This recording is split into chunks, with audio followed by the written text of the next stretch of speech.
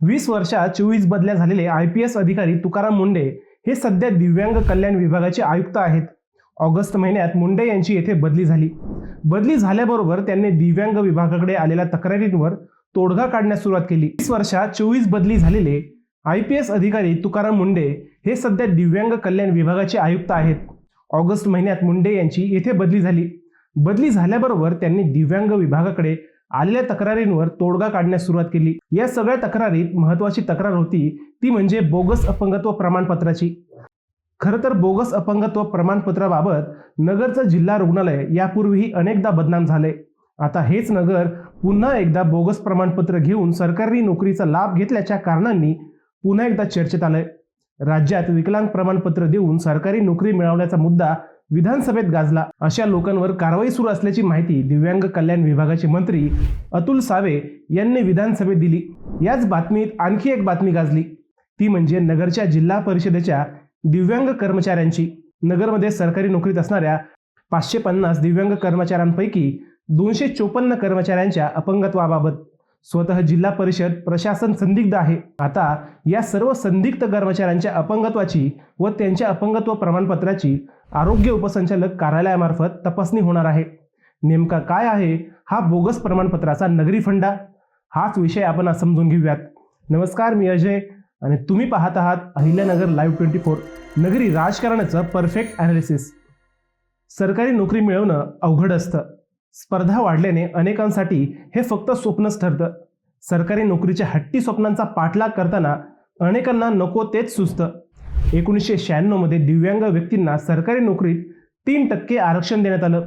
किमान 40% दिव्यांग असलेल्यांना त्यांच्या शैक्षणिक गुणवत्तेनुसार सरकारी नोकरी मिळू लागली. अपंगत्व हे वैद्यकीय तपासणीतून सिद्ध करण्याची सोय होती. दृष्टीदोष, कर्णबधीर, मानसिकदृष्ट्या विकलांग आणि एकाधिक विकलांग या 4 आजारांना विकलांगतेच्या टक्केवारीत प्रमाणपत्र देण्यात येऊ लागलं. याच प्रमाणपत्रावर 40% विकलांग असणाऱ्यांना सरकारी नोकरी मिळू लागली. त्यामुळे आपलं अपंगत्व हे 40%पेक्षा जास्त आहे हे सिद्ध करण्याची चढाओढ सुरू झाली. सरकारी नोकरीचा लाभ घेण्यासाठी अनेक भामटे या साखळीत शिरले.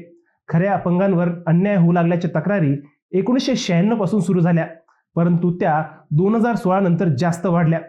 कारण 2016 मध्ये अपंगांचं सरकारी नोकरीतील आरक्षण हे 3% वरून थेट 4% पर्यंत वाढलं. आरक्षण वाढलं तसं फसवणारेही वाढले. हजारो लाखो रुपये खर्च करून बनावट प्रमाणपत्र घेणारेही वाढले. ते मिळवून देणारी साखळीही वाढत गेली. दिव्यांग व्यक्तींसाठी UDID प्रमाणपत्र देण्याची अट शासनाने घातली.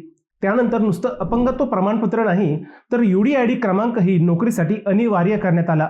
UDID क्रमांकावर सरकारी नोकरी लागत असल्याने हा क्रमांक मिळवण्यासाठी चढाओढ लागली. दिव्यांग विभागाने नुकत्याच केलेल्या एका चौकशीत याच UDID क्रमांकाबाबत अनेक धक्कादायक बाबी समोर आल्या.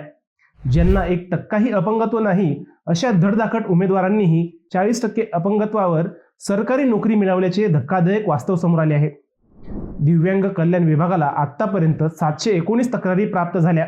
त्यापैकी 175 बनावट अपंगांवर निलंबनाची कारवाई करण्यात आली. मोठमोठ्या अधिकाऱ्यांपासून थेट शिपायापर्यंत अनेकांनी या बनावट UDID प्रमाणपत्रावर नोकऱ्या मिळाल्याचे सिद्ध झाले. आता हे बनावट UDID क्रमांक कसा मिळाला याची चौकशी सुरू आहे. IAS अधिकारी तुकाराम मुंढे यांनी याच बनावटगिरीच्या मुळावर घाव घालण्याची कारवाई सुरू केली आहे. नगर जिल्हा परिषदेनेही बनावट UDID प्रमाणपत्र मिळवणाऱ्या कर्मचाऱ्यांची तपासणी सुरू केली आहे. त्यासाठी झेडपीने सर्वप्रथम त्यांच्याकडील अपंग कर्मचाऱ्यांचा डाटा चेक केला. या प्रमाणपत्रावर कुणी व काय लाभ घेतला याची तपासणी केली. जिल्हा परिषदेकडे कार्यरत असणारे 550 कर्मचारी अपंग असल्याचे समोर आले. यातील 289 कर्मचाऱ्यांचे अपंगत्व हे प्रथम दर्शनी डोळ्यांनी दिसत आहे. मात्र 254 कर्मचाऱ्यांचे अपंगत्वाबाबत प्रशासनालाही शंका आहे.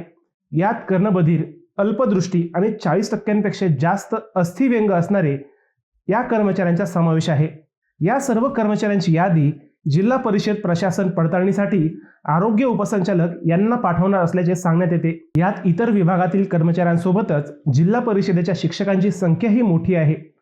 झेडपीला कोणत्या तालुक्यात किती कर्मचाऱ्यांवर शंका आहे ते एकदा आपण पाहू. अकोले तालुक्यात 47 दिव्यांग कर्मचारी आहेत. त्यातील 13 कर्मचाऱ्यांवर झेडपीला शंका आहे. संगमनेर तालुक्यात 50 दिव्यांग कर्मचारी आहेत. त्यातील 33 कर्मचाऱ्यांवर झेडपीला शंका आहे. राहाता तालुक्यात 14 दिव्यांग कर्मचारी आहेत. त्यातील एका कर्मचाऱ्यावर झेडपीला शंका आहे. श्रीरामपूर तालुक्यात 14 दिव्यांग कर्मचारी आहेत. त्यातील 5 कर्मचाऱ्यांवर झेडपीला शंका आहे. नेवासा तालुक्यात 46 दिव्यांग कर्मचारी आहेत. त्यातील 28 कर्मचाऱ्यांवर झेडपीला शंका आहे. राहुरी तालुक्यात 28 दिव्यांग कर्मचारी आहेत. त्यातील 10 कर्मचाऱ्यांवर झेडपीला शंका आहे. नगर तालुक्यात 87 दिव्यांग कर्मचारी आहेत. त्यातील 47 कर्मचाऱ्यांवर झेडपीला शंका आहे. श्रीगोंदा तालुक्यात 39 दिव्यांग कर्मचारी आहेत. त्यातील 13 कर्मचाऱ्यांवर झेडपीला शंका आहे. कोपरगाव तालुक्यात 14 दिव्यांग कर्मचारी आहेत. त्यातील 7 कर्मचाऱ्यांवर झेडपीला शंका आहे. पारनेर तालुक्यात 55 दिव्यांग कर्मचारी आहेत. त्यातील 21 कर्मचाऱ्यांवर झेडपीला शंका आहे. कर्जत तालुक्यात 39 दिव्यांग कर्मचारी आहेत. त्यातील 19 कर्मचाऱ्यांवर झेडपीला शंका आहे. जामखेड तालुक्यात 19 दिव्यांग कर्मचारी आहेत. त्यातील 13 कर्मचाऱ्यांवर झेडपीला शंका आहे.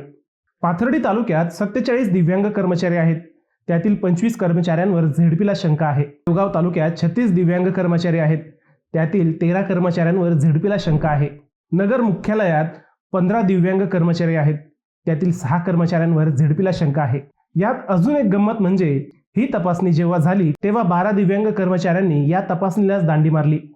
550 दिव्यांग कर्मचाऱ्यांपैकी 81 कर्मचाऱ्यांकडे UDID क्रमांकच नसल्याचे समोर आले. नगरचे हेच 254 दिव्यांग कर्मचारी सध्या राज्यभर चर्चेचा विषय ठरले आहेत. बोगस विकलांग प्रमाणपत्राची व्याप्ती मोठी आहे. नगरच्या जिल्हा रुग्णालयात एका दिवसात हे प्रमाणपत्र काढून मिळतं, अशाही काहींच्या तक्रारी आहेत. या सगळ्या प्रकाराची वरिष्ठ पातळीवरून चौकशी व्हावी अशी मागणी आता जोर धरू लागली आहे. मित्रांनो, हा विषय तुम्हाला कसा वाटला? बोगस दिव्यांग प्रमाणपत्र कसे रोखावेत? तुमचं उत्तर आम्हाला कमेंट करून नक्की कळवा. शिवाय व्हिडिओ आवडला असेल तर चॅनलला सबस्क्राईब करून व्हिडिओला लाईक करायला विसरू नका. पुन्हा भेटूयात नव्या विषयावर. तोपर्यंत सप्रेम नमस्कार.